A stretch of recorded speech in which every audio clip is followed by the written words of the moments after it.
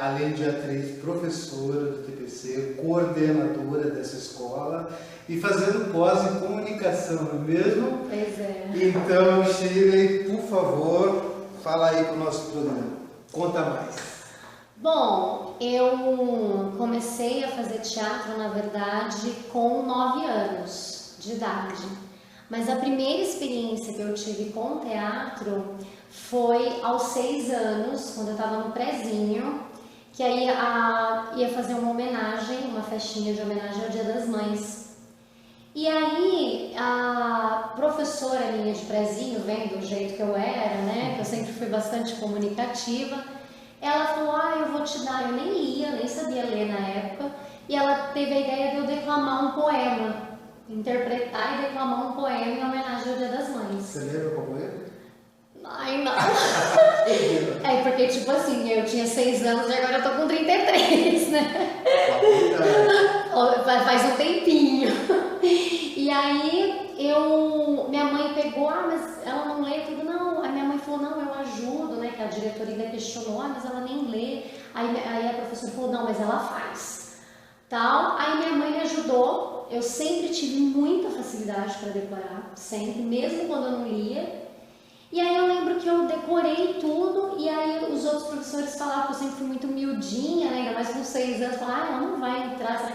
Aí eu entrei, declamei e eu achei aquilo o máximo, porque na época eu fiz o prézinho na Elza Gazelli, né? Então tinha um palquinho e eu achei o máximo, eu tinha 6 anos, né?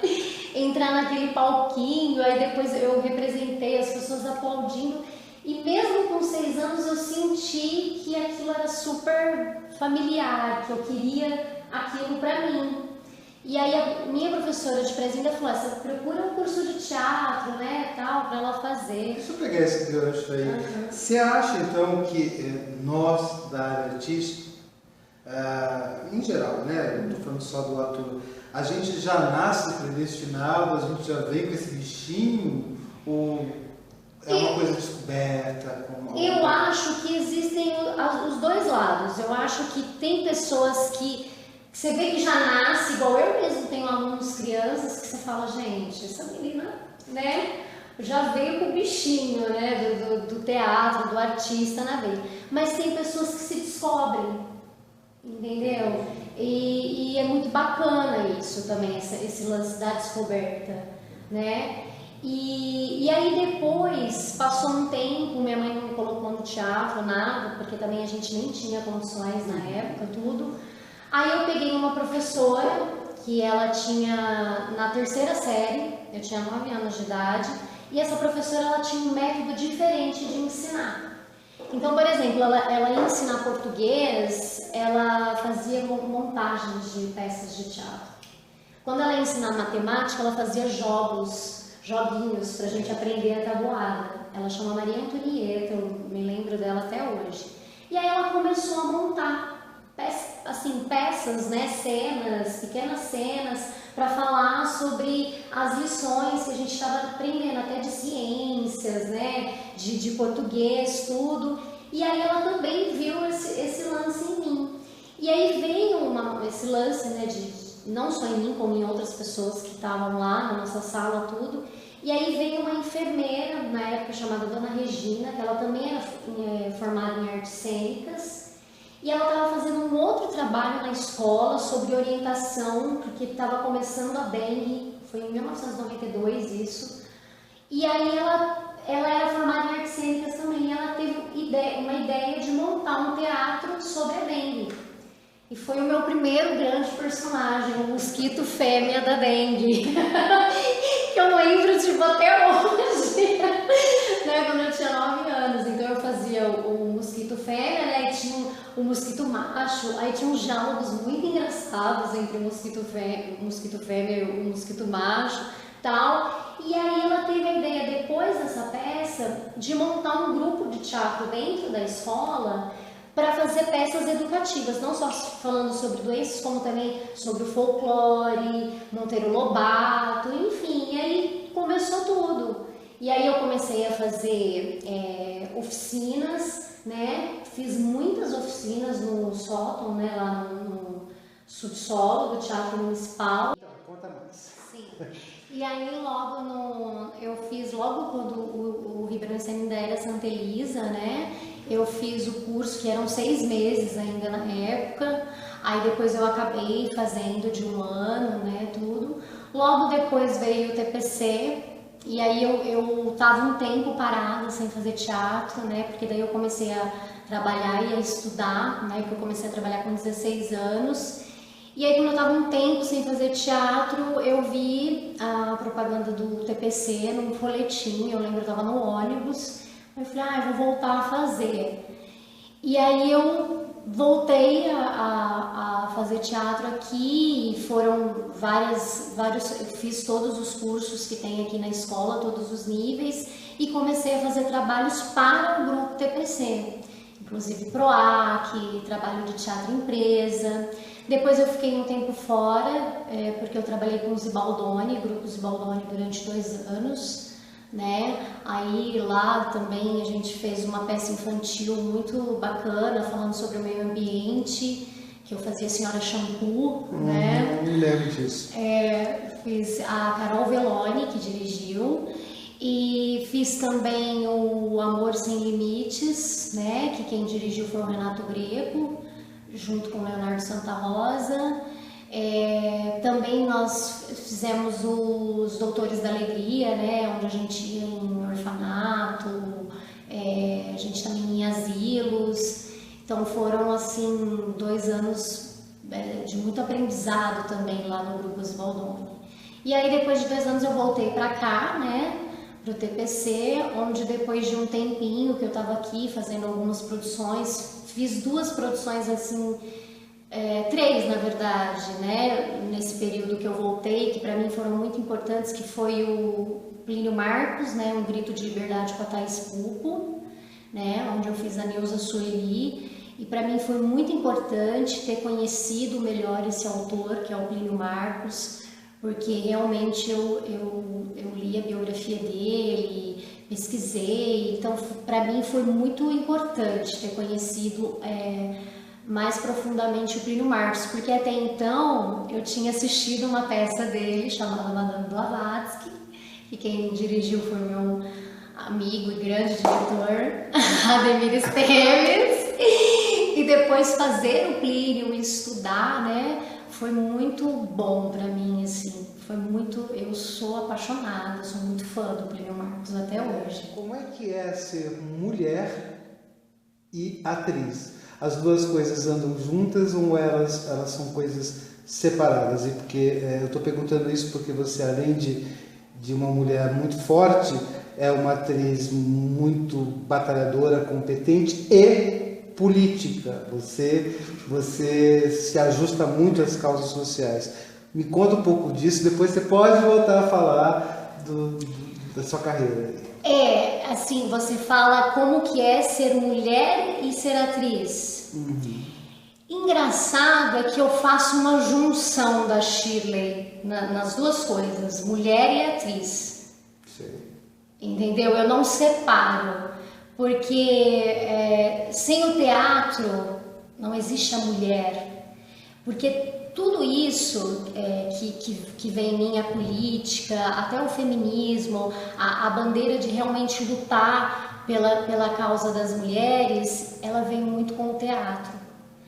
Porque o teatro, além de te deixar mais humano, ele faz com que você leia muito e não tem jeito de você não estudar a política, de você não estudar as diferenças de classes, de você não estudar sobre as injustiças sociais, né? De você não ter uma consciência de classe, de você não ter uma consciência do tanto que as mulheres sofrem, e não só as mulheres, como as minorias, como os homossexuais, como os negros, né? Então, assim, o teatro, ele te traz toda essa bagagem. Então eu diria que o teatro me ajudou muito na mulher Shirley. É por isso que eu não separo as duas. Eu digo que existe uma mulher atriz. Tá. Né? E essa mulher fazedora de arte, dentro dessa carpintaria teatral, já conseguiu ver, através disso, alguma transformação no público que se dedicou a ver alguma coisa, algum trabalho seu, um espetáculo? Você observou isso na tua carreira? Sim, já observei. Eu já observei tanto sendo professora, dando aula de teatro, na transformação dos meus alunos quando eles começam o curso e quando eles terminam, como também em espetáculos que eu já fiz, em trabalhos como atriz, não só em peças, como também em trabalhos de teatro empresa, em contação de história que eu já fiz. Eu percebo assim o quanto que a arte ela tem o poder de transformar. Com certeza. E eu acho que é por isso que nós temos uma carência muito grande em investimentos na parte cultural, porque a arte ela enriquece, ela te traz bagagem. E a impressão que me dá é que as autoridades, né, o governo, né, quem domina aí o país, eles não querem que isso chegue, né? É tudo, porque isso é coisa de comunista, porque isso entendeu? Eles têm um modo de falar sobre arte já igual, por exemplo, você é atriz. Mas e aí, você trabalha em quê? Eu já ouvi isso várias vezes. Eu ouço isso o tempo inteiro, mas como assim? É como se o artista, ele for... ele é artista, mas isso não é uma profissão, lógico que é. Ser ator é uma profissão, né? Igual, você também coloca, por exemplo, hoje eu dou aula de teatro, sou professora de teatro, mas você vê os professores, né? Igual o meu companheiro, ele é professor. Quanto que é difícil ser professor também nesse país. Devia ser a profissão mais valorizada e, pelo contrário, a mais desvalorizada. Somos todos severinos? Somos todos severinos, o povo é o severino, porque, voltando lá, quando eu fiz Morte e Vida Severina, porque eu fiz o Plínio Marcos, né, com a Thais Pulp, e depois fiz o Morte e Vida Severina. E foi um trabalho de transformação muito grande para mim. Primeiro que assim, foi o primeiro personagem masculino que eu fiz no teatro, primeiro homem. Até então eu só tinha interpretado mulheres, eu nunca tinha feito um homem no teatro. E eu sempre, naquela época, hoje eu sou super relaxada, na verdade. Mas naquela época eu gostava muito de vestidinho, de blusinha. E eu acho que o Severino ali, eu acho que ali começou a minha libertação. Porque eu tive que me desprender da minha vaidade. Então eu lembro que quando eu comecei a fazer, até a Thaís ameaçou me tirar o personagem, porque eu lembro que eu ia subir uma escada, ela falava, não rebola! Porque a gente fez uma itinerância, né? O espetáculo foi na sala Marcos Caruso, então a gente fez uma itinerância na sala inteira e tal. E ela falava, não rebola! Aí teve um dia que ela falou pra mim, não vem mais de blusinha. Aí ela começou a falar pra eu vir de camiseta larga. Justamente para vir, né? Ela falou, começa a reparar nos homens, no seu pai, porque meu pai, ele além de ser homem, né, ele também é nordestino. Então ela falou, começa a reparar nos homens, e meu pai foi uma referência, assim, para eu construir o Severino, né? E aí, então assim, ali começou a minha libertação e a minha consciência ainda maior, assim, sabe? De liberdade mesmo, de não ter que passar batom todos os dias. Aí expurgou de vez. Aí expurgou. Jogou fora a vaidade. Pois é, assim, hoje eu me sinto bem quando eu tô à vontade, né, assim, de cabelo molhado, sem batom, sem maquiagem, de tênis ou de rasteirinha, sabe? Então, o Morte e Vida Severina, além de ter sido um espetáculo muito forte, né, a minha doação para fazer o Severino também foi algo transformador, não só para mim como atriz, mas para mim como pessoa também, e também como mulher. A gente nota isso em você porque nós trabalhamos juntos lá no Ribeiranciana, como você disse, antigamente, como chamava mesmo? Santa Elisa. Ficou Ribeiranciana na minha cabeça. E você começou lá comigo e tal, e eu vi realmente que houve uma grande transformação, um crescimento muito, muito, sei lá, muito grande, assim, né? E como a gente, né, sempre, qualquer programa tem um tempo determinado, eu queria encerrar com você assim, vou fazer as 3 perguntas já de uma vez. Eu gostaria muito de saber qual é o divisor de água na tua vida. Eu não sei se você já citou, né? Se já citou, só diga aí qual foi. Divisor de água no teatro, tá? E um autor que você admira demais e um diretor, né, da nova geração, da antiga geração, eu não sei, ou pode até citar outros, mas que você diretor realmente... que eu já trabalhei? Não, que você admire, você nem precisa ter trabalhado, mas que você admire muito. E dê o seu recado final. Tá. Bom, o divisor de águas assim na minha vida artística foi realmente o Morte e Vida Severina. Como atriz, foi um divisor, assim, né? E a segunda qual que era? Um autor. Um autor, Plínio Marcos. Sempre. Agora, diretor, você me pegou. Porque eu gosto muito de tantos que eu não saberia te falar um diretor, assim. Mas você deve ter alguma admiração por alguns diretores.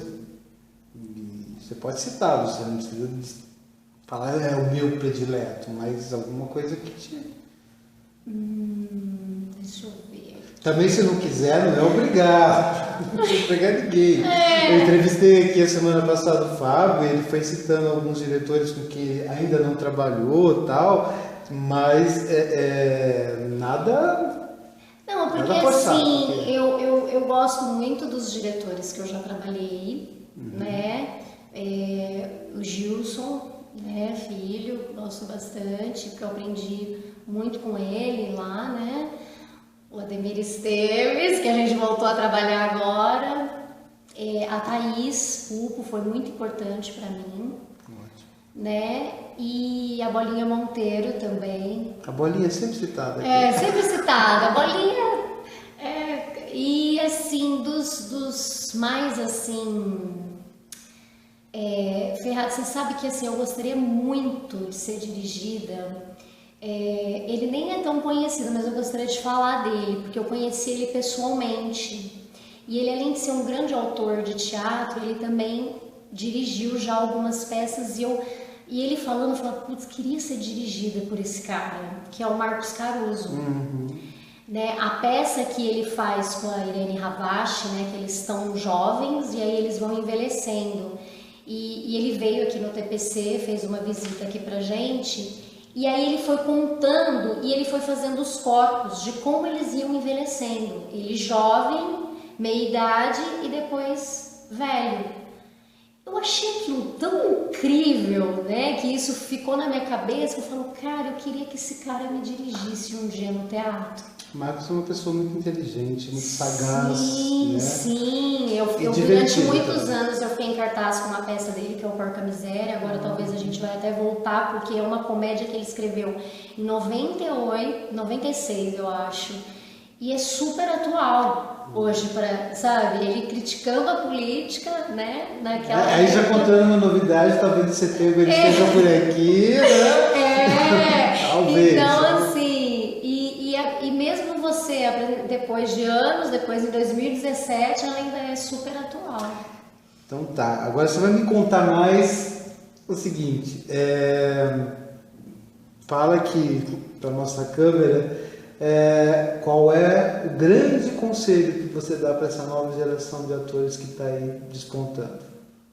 Olha, o grande conselho que eu dou é que eles não parem de estudar nunca, porque é um conselho que eu sempre dou para mim. Porque assim, eu estava até conversando num workshop que a gente fez com a Lúcia Capuani, né? Eu fiz uma oficina esses dias no Sesc e de expressão corporal, né? Que agora não é mais expressão corporal que fala, né? Tô desatualizada. Consciência corporal, né? tudo. E aí a cada oficina que a gente faz e a cada espetáculo que a gente faz, a gente percebe que a gente ainda tem 1 milhão de coisas para aprender. Que a gente nunca sabe de tudo, porque é uma profissão tão vasta e é uma profissão que é de um autoconhecimento incrível, né? E uma evolução também, uma evolução como pessoa. E para você evoluir como artista, você não pode parar no tempo, tipo, eu já sei tudo, tô bem, vou ficar assim. Não. Então o recado que eu tenho para dar para eles é que não deixem de estudar nunca. Jamais. Jamais. Porque quando a gente acha que a gente sabe tudo, a gente não sabe nada e a gente tem mais 1 milhão de coisas para aprender. Olha, Shirley, eu sinto assim que você ainda tem muita coisa para nos dizer, mas é como nós estamos ainda começando esse programa, você vai voltar aqui em outra oportunidade e eu concordo com você. Eu estou fazendo 40 anos assim de profissão e ainda hoje eu preciso estudar e aprender cada vez mais, porque eu sinto que cada dia que a gente pisa o pé no chão depois de acordar, a gente ainda está aprendendo, né? E vou sempre terminar com uma frase que eu adoro muito: mais amor, por favor, amo você. Ai, que lindo! Mais amor, por favor, sempre. Shirley Viana voltará logo aqui no nosso programa. Foi um prazer. Beijos, até mais.